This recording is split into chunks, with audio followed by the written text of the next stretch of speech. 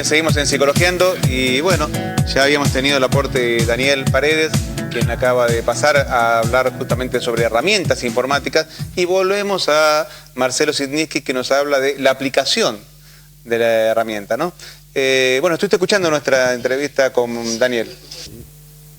Con respecto al origen de cómo se desenvolvió la videoconferencia, hay un punto que a mí me interesó sustancialmente antes de sumergirme en este tipo de actividad, que es algo que se descubrió ya después que existía la videoconferencia.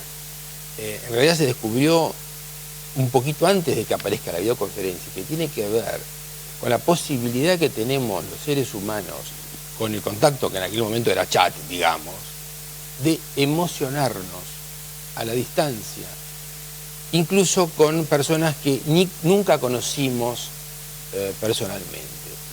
Creo que ese es un punto que para mí fue fundamental a la hora de pensar que podía hacerse terapia.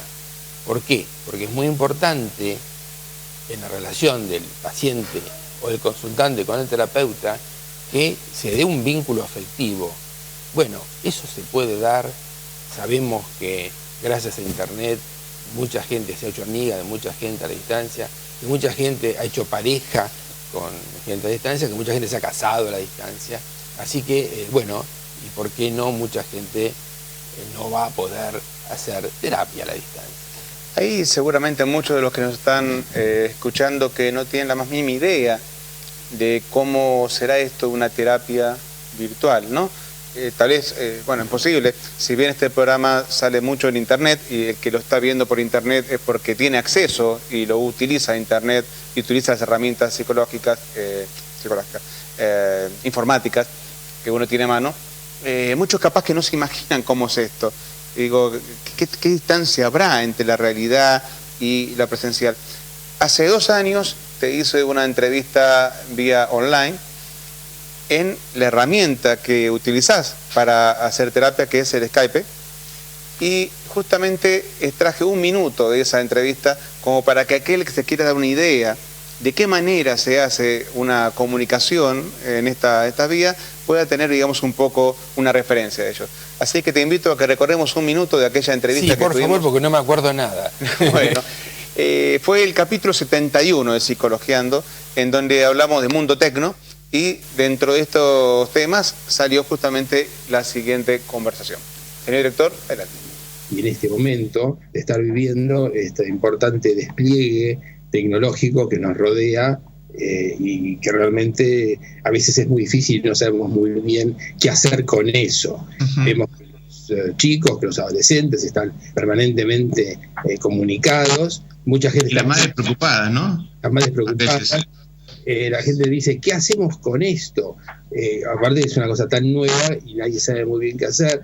Hay que tener algunos cuidados porque muchas veces todo esto sirve para, por ejemplo, que mucha gente caiga en la adicción a la tecnología, y ese es un tema quizás específico sobre el que tenemos que hablar solamente de eso. Pero es muy importante saber que así como hay riesgos, hay una importante cantidad de cosas positivas que la tecnología nos permite y nos acerca.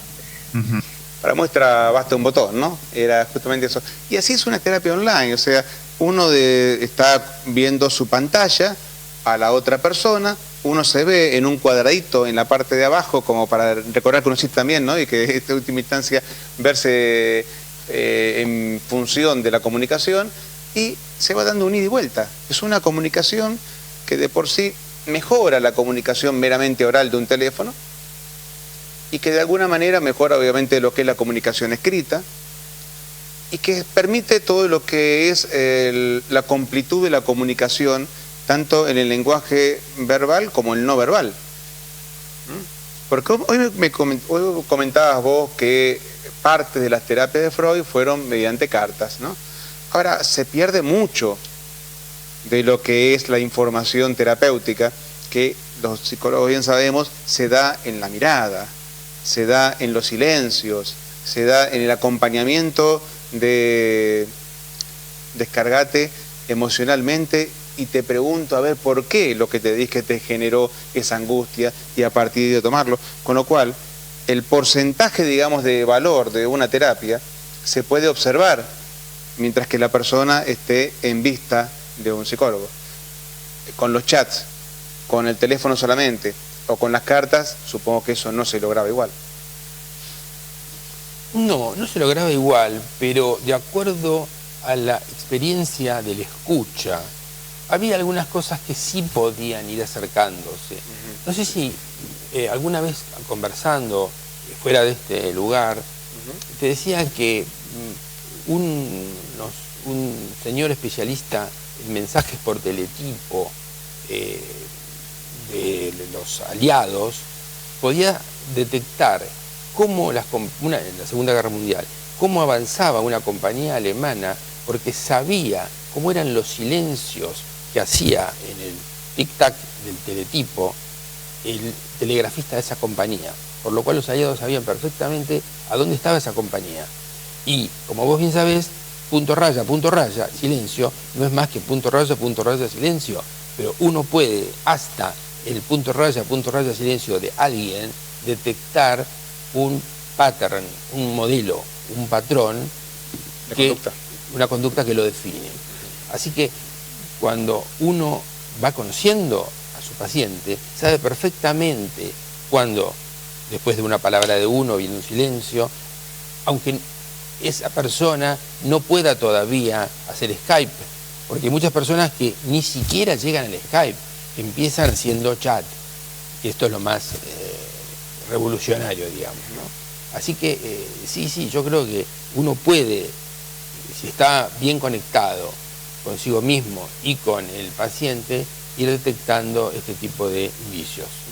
Hoy te preguntaba, ¿para qué paciente suponés, o para qué tipo de patología, más que el tipo de paciente, que no es recomendable para nada, y vos dirías, no, mira, en tu caso particular yo prefiero atenderte personalmente y no mediante esto, o te recomiendo que busques a un terapeuta presencial y no mediante la vía virtual? Bueno, hay algunos casos de patologías graves, hay algunos casos de psicosis o de trastornos serios de la personalidad en que no es en absoluto recomendable.